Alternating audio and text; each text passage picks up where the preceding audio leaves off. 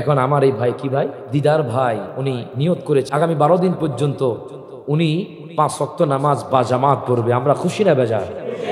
আমি একজন মানুষটা শিকল বাহার মধ্যে একজন নবী প্রেমিক চাই, একজন নবীর আশেক চাই যে আজকের এই মাহফিলে তিনি ওয়াদা করবে আগামী 11 দিন পর্যন্ত যেরকম মারহাবা, যেহেতু মিলাদুন নবীর প্রোগ্রাম লাস্ট লেখা আছে, আগামী 12 দিন পর্যন্ত টানা 12 দিন বা জামাত 5 ওয়াক্ত নামাজ পড়বেন।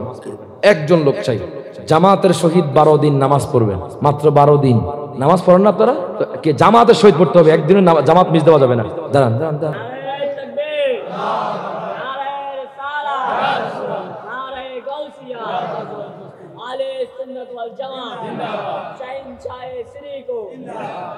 কাম হিয়ার মাই ব্রাদার, সামনে আসেন। আলহামদুলিল্লাহ, আমি এটা তাকবীর দেই, নারে তাকবীর, নারে রিসালাত, নারে গাউসিয়া, জোরে কোন মারহাবা। আলহামদুলিল্লাহ। ভাইজানের নাম কি?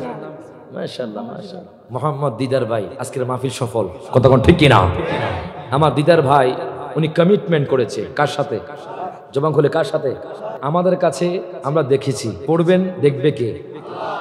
ওয়াদা করেছে আগামী 12 দিন পর্যন্ত বা জামাত নামাজ পড়বে। আর যেরকম সুবহানাল্লাহ। এবং ওনার জন্য সুসংবাদ কি জানেন? দুল্লানি আলা আমলিন ইদা আমিলতুহু দাখালতুল জান্নাহ। এক সাহাবী কো, নবী গো, আপনি এমন একটা আমলের কথা বলেন যে আমলটা করলে আমি জান্নাতে প্রবেশ করব। আমার নবী কয়, ইকামিস সালাহ, তুমি নামাজ কায়েম করো, তুমি রমজানের রোজা রাখো, যাকাত প্রদান করো, হজ করো।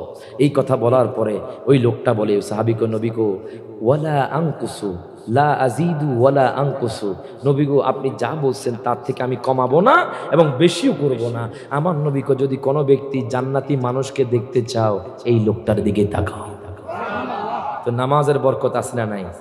এখন আমার এই ভাই কি ভাই দিদার ভাই উনি নিয়ত করেছে আগামী 12 দিন পর্যন্ত উনি 5 ওয়াক্ত নামাজ বা জামাত পড়বে। আমরা খুশি না বেজার? কেন খুশি? আলহামদুলিল্লাহ, আজকে আমাদের মাহফিল একটা মানুষ পরিবর্তন হয়েছে।